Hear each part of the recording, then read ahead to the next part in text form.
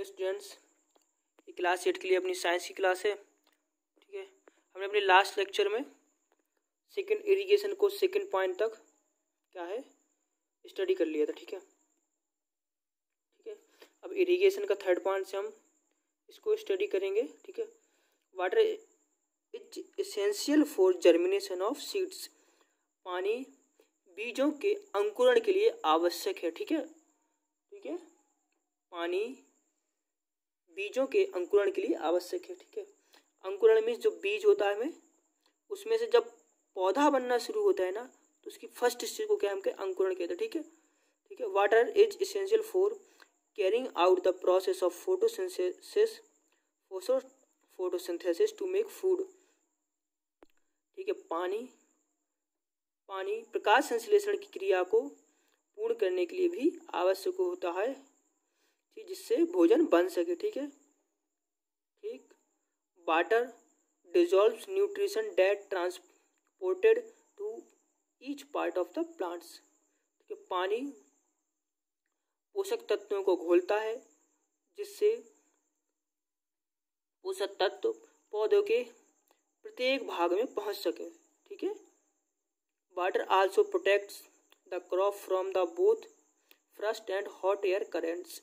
ठीक है, पानी फसल को पाला और गर्म हवाओं से भी बचाता है। ठीक है, देखो पाला क्या होता है, गर्मियों में जब बहुत ज़्यादा सर्दी पड़ती है तो उस टाइम क्या होता है, पानी तो पाला आ जाता है फसलों पर। ठीक है, उसको पाला ही बोलते हैं फ्रस्ट को। ठीक है, जिससे उससे बचाने के लिए क्या करते, फार्मर्स क्या करते, फील्ड में जो क्रॉप फील्ड होती है उसमें क्या पानी भर देते हैं। ठीक है, जिससे उनकी फसल को प्रोटेक्ट रहती है। ठीक है, therefore supply of water to protect at regular intervals is essential for crop production. ठीक है, इसलिए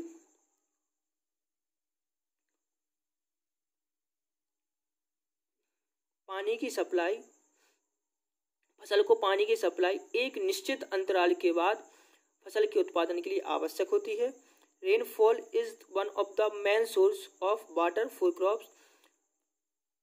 बारिश या वर्षा फसल को पानी के लिए एक क्या है, मुख्य स्रोत है। फसल को पानी के लिए मुख्य स्रोत है। या ठीक है, since we can not always depend upon rainfall, क्योंकि हम हमेशा वर्षा पर निर्भर नहीं रह सकते। ठीक है, क्योंकि बारिश होती है, अभी हो रही है फिर नहीं हुई तो फिर क्या करेंगे। ठीक है, so it is essential that farmers should have other ways to supplying water to the crop field।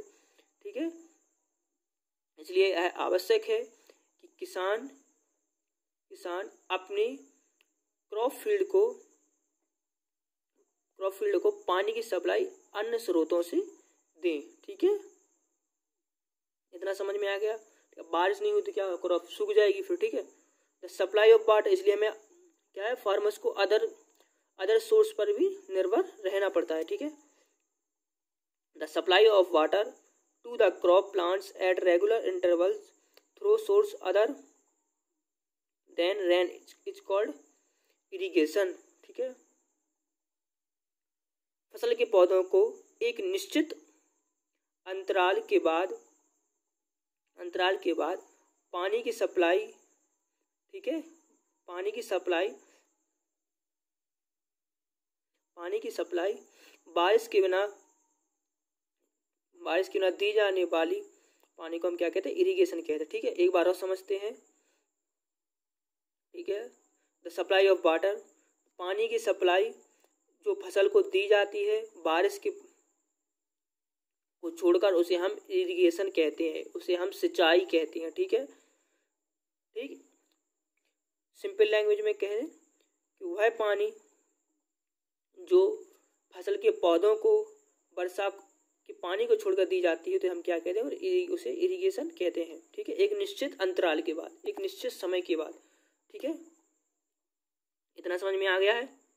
वर्षा के अलावा, इसको एक बार और समझते हैं, वर्षा के अलावा अन्य स्रोत से फसलों के पौधों को नियमित अंतराल पर पानी पानी को देना सिंचाई कहलाती है। ठीक है, नियमित रूप से पानी को देना सिंचाई कहलाती है। ठीक है, एक बार और, वर्षा के अलावा अन्य स्रोतों से, जैसे अन्य स्रोत क्या हो गए, पौंड हो गया, कुआं हो गया, ठीक है, ट्यूबवेल हो गया, अन्य स्रोतों से फसलों के पौधों को नियमित रूप से नियमित अंतराल पर पानी की आपूर्ति या पानी को देना क्या कहलाता है, क्या कहलाता है, इरिगेशन मीन्स सिंचाई कहलाती है। ठीक है, the time and frequency of irrigation depend on the following 3 factor.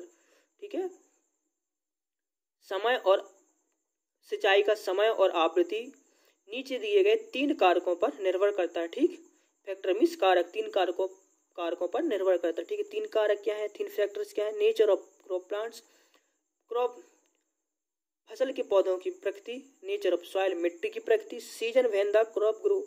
ठीक है, वह मौसम जिसमें फसल बढ़ती है। ठीक है, ठीक है, अब इसके बाद आपको हम नेक्स्ट क्लास में अपना स्टडी कराएंगे। ठीक है, आज के लिए आपकी क्लास नहीं है। ठीक है, ठीक है, थैंक यू।